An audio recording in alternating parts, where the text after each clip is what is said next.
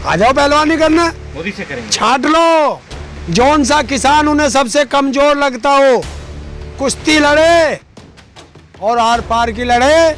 जो जिंदा बचे वो अपने घर जाए, जो मर जाएगा। कि राकेश जी पे हमला कराओ, आंदोलन हिंसक हो और इसको तोड़ा जाए। कि अगर हमारे नेताओं को इस तरीके से छेड़ोगे तो कुछ भी हो सकता है। लोग अरे डरी बीजेपी है। किसानों का इतना डर है कि उत्तर प्रदेश का प्रदेश अध्यक्ष आज क्यों नहीं आया दौरे पे। किसान सर कटा सकता है, लेकिन पगड़ी पे अगर हाथ डाल दिया इसे कोई बर्दाश्त नहीं करेगा। आन बान शान की लड़ाई है ये। पहले ये लड़ी जाएगी, बाकी काम बाद में होंगे। पहले गोली चलवाओ, पत्थर बरसवाओ और फिर गिरफ्तार करके क्या करोगे। कि अब की बार मोदी सरकार तो ये प्रधानमंत्री पद से इस्तीफा देके क्या बंगाल का मुख्यमंत्री बनना चाहता है। हाँ, संविधान को बचाते हैं ना। रात को 2 बजे बेटियों की हत्या करा के रात को 2 बजे उन्हें जलाते हैं। सरकार की सोची समझी रणनीति के तहत हमला कराया गया है और इस हमले के 3 लोग जिम्मेदार हैं। कौन कौन? देश का गृह मंत्री अमित शाह, देश का प्रधानमंत्री मोदी और आरएसएस प्रमुख मोहन भागवत। ये 3 लोगों की सोची समझी रणनीति के तहत उन पर हमला कराया गया है। मोहन भागवत भी? बिल्कुल, आरएसएस की तो सोच ही चलती है।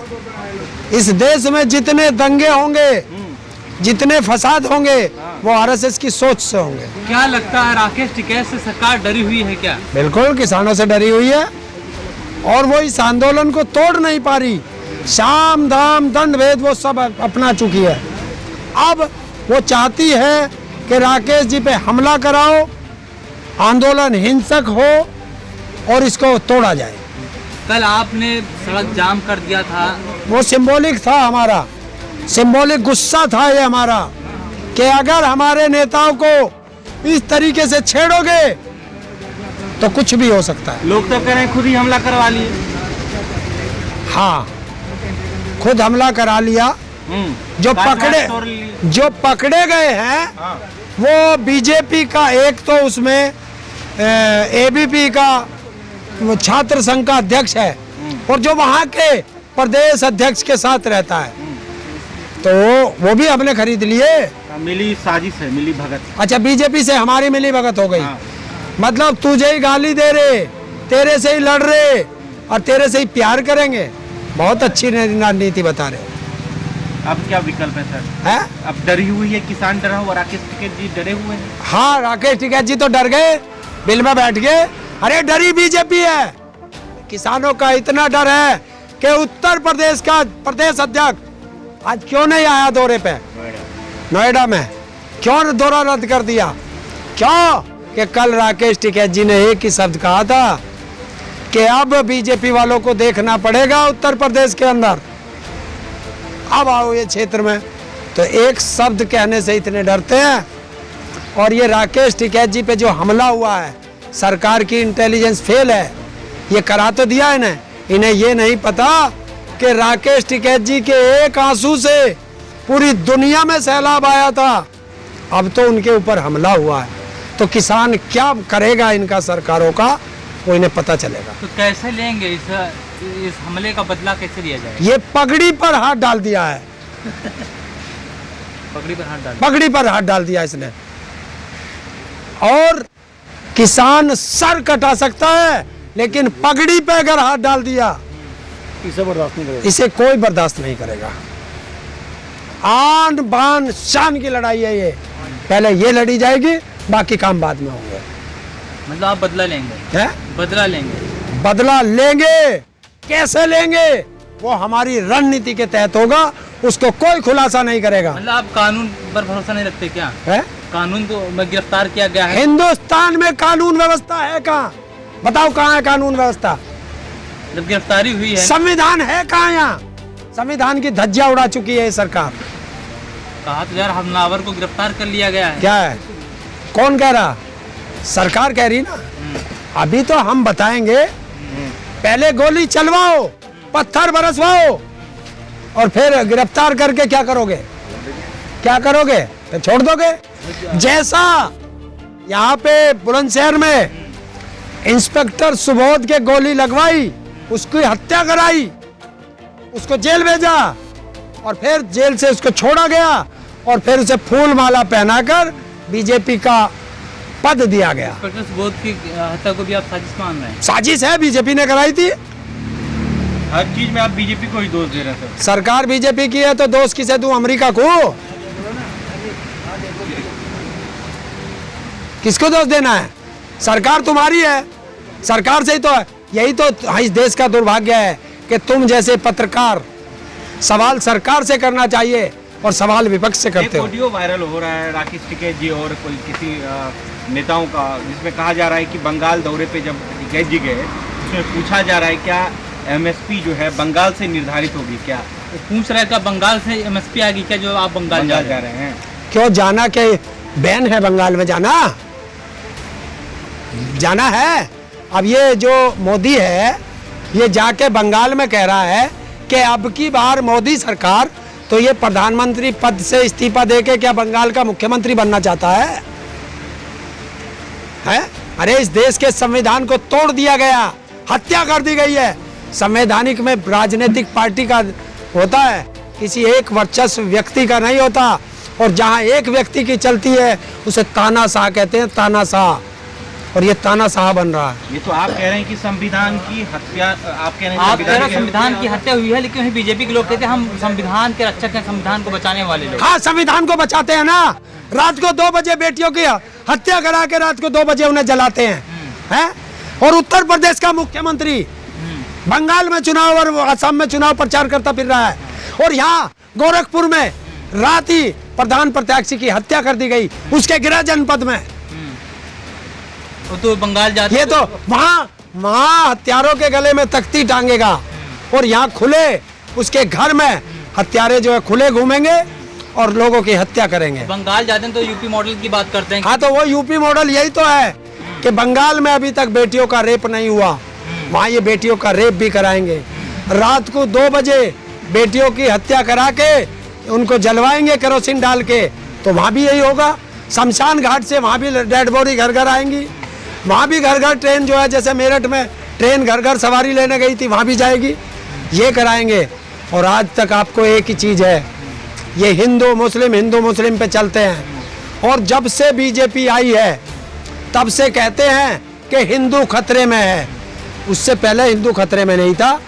देश का प्रधानमंत्री सरदार, देश का राष्ट्रपति मुस्लिम, जब तो हिंदू खतरे में नहीं आया। अब जब से ये बीजेपी वाले आए तब से हिंदू खतरे में आ गया। राष्ट्र जब इस देश का जब राष्ट्रपति मुसलमान बने हुए थे एपीजे अब्दुल कलाम, उन्हें तो बीजेपी के कुछ ऐसे लोग हैं, अति नरसिम्हा सरस्वती, जो अपने आप को साधु सन्यासी कहते हैं, वो कहते हैं जिहादी और आतंकवादी मानसिकता के लोग थे। बहुत अच्छी बात है। अगर वो जिहादी था तो ये बताएं कि उसको बनाया किसने था? बताओ किसने बनाया था? बीजेपी ने। तो सबसे बड़ी जिहादी पार्टी कौन हुई? बीजेपी। मैं तो पहले ही कह रहा हूँ, इस देश में अगर नफरत फैलाने का कोई काम करती है वो बीजेपी और आरएसएस है। आखिर ऐसे लोगों की गिरफ्तारी क्यों नहीं होती है जो देश के जो राष्ट्रपति रहे हों, एपीजे अब्दुल कलाम जो इतने सम्मानित रहे हों, जो देश को मिसाइल दिए हों, मिसाइल मैन कहे गए हों, उनको अपशब्द कहा जाता है और वो लोग ऐसे खुले घूमते रहते हैं। देखिए, हमारे हिंदुस्तान के संविधान में लिखा हुआ है, मैं फिर कह रहा हूँ, इसीलिए तो कहता हूँ देश में संविधान व्यवस्था है ही नहीं। उस संविधान में लिखा हुआ है आप किसी को भी बोल सकते हैं, किसी का भी कार्टून बना सकते हैं, किसी को भी कुछ कह सकते हैं। भारत के राष्ट्रपति को कोई भी अपशब्द नहीं कह सकता, और अगर कहेगा तो वो देशद्रोही कहलाएगा। तो फिर पकड़ा क्यों नहीं इन्होंने? संविधान की तो ये रक्षा करते कहीं हैं, तो फिर कहाँ संविधान की रक्षा हुआ ना? संविधान के तार तार कर दिया गया, कुचल दिया संविधान।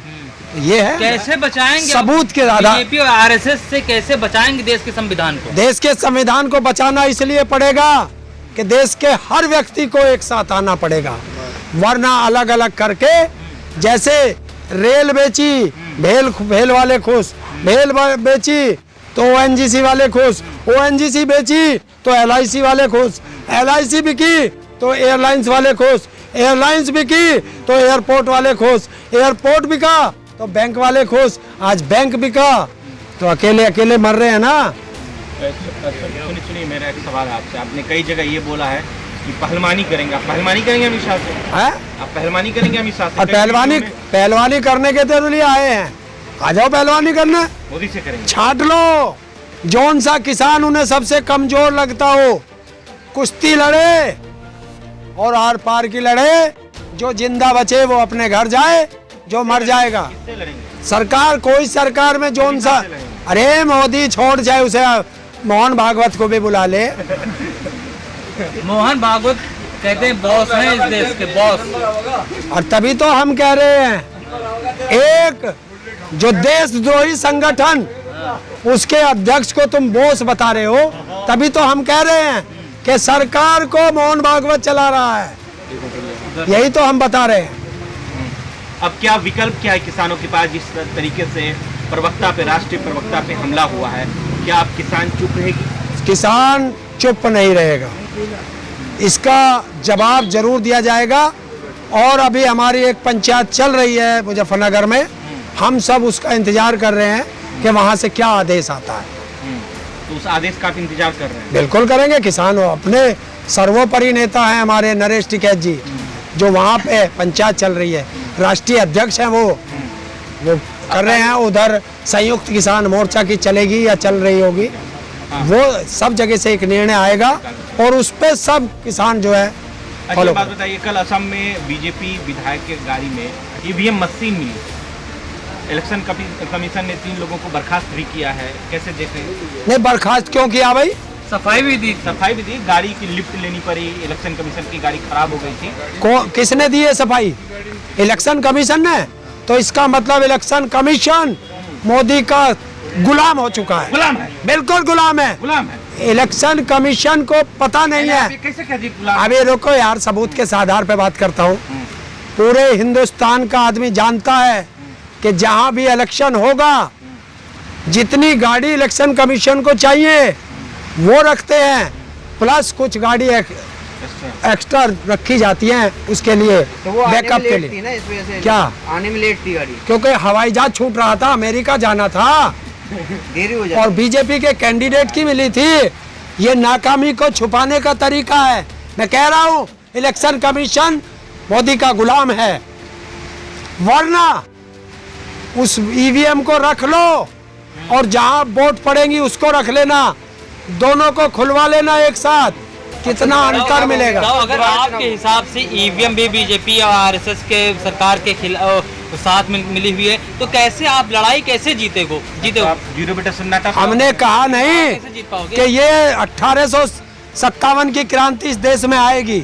ये आजादी की लड़ाई लड़ने के लिए किसान बैठा है। किस किस चीज को आजाद करोगे आप? पूरा देश को आजाद कराना है, आरएसएस और बीजेपी से इस देश को आजाद कराना है। आजादी तो हमें नामो निशान मिटा देंगे। कहाँ आजादी मिली है? 47 में आजादी कहाँ नहीं मिली?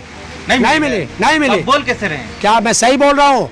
आजादी बोलने की क्या? आजादी है आपको? क्या बोलने, कहाँ आजादी है? कहाँ बोल तो रहे? अरे बोल नहीं तो गए थे टिकैत साहब, उन पे भी गोली चलवा दी, पत्थर बरसवा दिए। ये बोलने की आजादी है? एक वो लड़की थी दिशा रवि, वो बोली तो रही थी, उसको जेल भेज दिया। मनदीप पुनिया क्या कर रहा था? आप पे मुकदमा क्यों नहीं? आप तो पहलवानी के लिए ललकार हैं? मोदी सरकार को। कितने? अच्छा, तो तुम्हें ये लग रहा है कि जो ताऊ बोल रहा है इसको भी जेल भेजो, भिजवाओ, बहुत अच्छी बात है, भिजवाओ। मतलब यही तो, और मैं यही तो कह रहा हूँ कि बोलने की आजादी को खत्म कर रहे हैं। मनदीप पुनिया क्या कर रहा था? सच को सच दिखाना, वही तो गुनाह किया था उसने, सच को सच दिखा रहा था, इसलिए तो मनदीप पुनिया को जेल भेज दिया। किसान क्या कर रहा? किसान अपना आईना तो दिखा रहा। किसानों को 4 महीने हो गए यहाँ बैठे हुए, 300 से ज्यादा किसान शहादत दे दी और इनको चुन के हमने भेजा है। ये हमारे टुकड़ों पे पलने वाले कुत्ते हैं। सर, सुप्रीम कोर्ट में अभी जो 3 सदस्यीय कमेटी जो बनाई गई थी, उसने क्लोजर रिपोर्ट दाखिल कर दिया सुप्रीम कोर्ट में। ना तो हम सुप्रीम कोर्ट गए, ना हमें सुप्रीम कोर्ट का कुछ पता, तो हम क्यों बेकार की उस पर बहस करें? सुप्रीम कोर्ट की बात नहीं मानेंगे? अरे बात क्या मानेंगे जब हम गए ना, जब हमारा कोई मुकदमा नहीं, उसमें कुछ नहीं, तो हम क्यों जा भाई?